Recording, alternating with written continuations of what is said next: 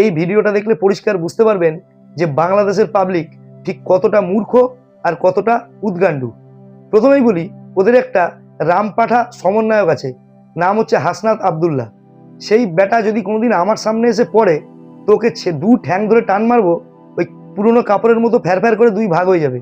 আর এই পাঠা বাংলাদেশি পাবলিককে স্বপ্ন দেখায় যে ও নাকি ভারতের 7 সিস্টার দখল করবে, আর বাংলাদেশের উদ্গান্ডু পাবলিক তাই বিশ্বাস করে। ভাবুন একবার।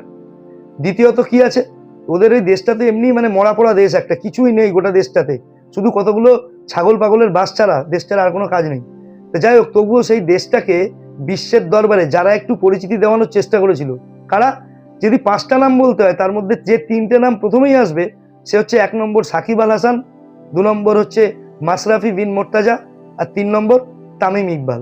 অথচ ওদের পাবলিক কতটা উদ্গান্ডু হলে এই সাকিব আল হাসানকে দেশ থেকে মানে দেশ ছাড়তে বাধ্য করে, এখনো পর্যন্ত সে ভদ্রলোক দেশে ফিরতে পারেনি।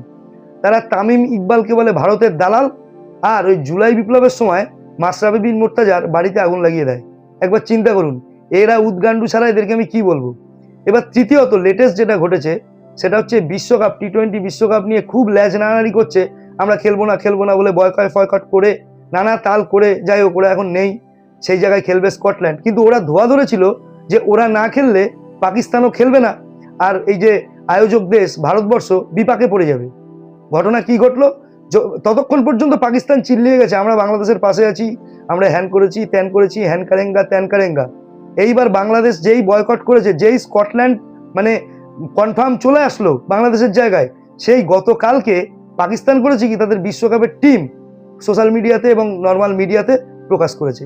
তা যে টিমটা ওদের বলেছিল যে তোরা না খেললে আমরাও খেলবো না, তোদের যদি না নেয়, তারা কি করছে, খেলবে না, কিন্তু 14 জনের টিম প্রকাশ করে দিচ্ছে।